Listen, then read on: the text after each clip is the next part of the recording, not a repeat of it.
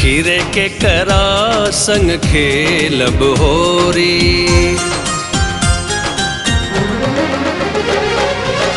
केकरा संग खेलब होरी, केकरा संग खेलब होरी।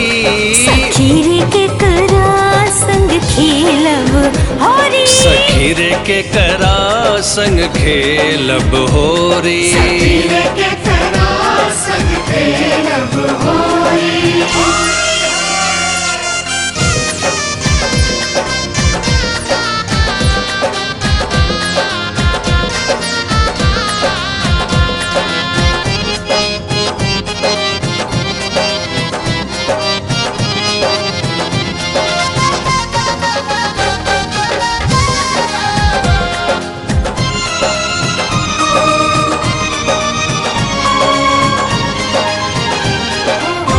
फागुन फाग पिया संग खेले, चैत खेले बरजोरी। चैत खेले बरजोरी। बैसाख मास सखी घाम पड़त है, जेठ लोग बहोरी, जेठ लोग बहोरी। सखी पिया मुख मलिन भयोरी, सखी रे के करा संग खेलब हाँ, होरी। सखी रे केकरा संग खेलब होरी। सखी रे केकरा संग खेलब होरी।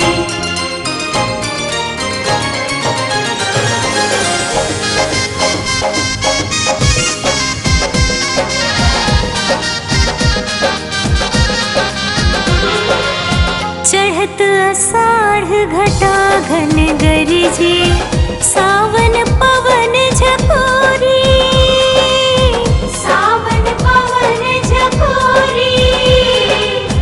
भादो मास सखी रैनी भयावनी, आसिन मास लगोरी।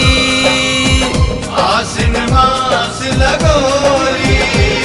सखी रे मोर पिया परदेस गयोरी, सखी रे के करा संग खेलब होरी। सखी रे केकरा संग खेलब होरी। सखी रे केकरा संग खेलब होरी।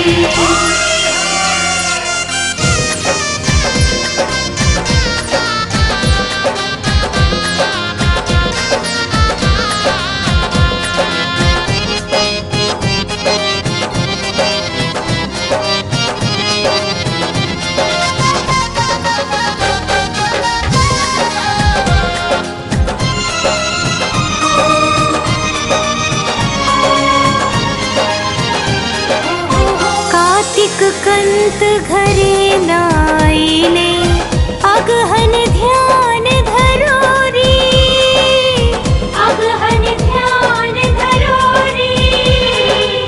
पूस मास सखी जाड़ के दिनवा, माघे भाग लड़ोरी। माघे भाग लड़ोरी। सखी रे मोर पिया संग भेंट भयोरी, सखी रे के करा संग खेलब हाँ, होरी। सखी रे हम श्याम संग खेलब हो।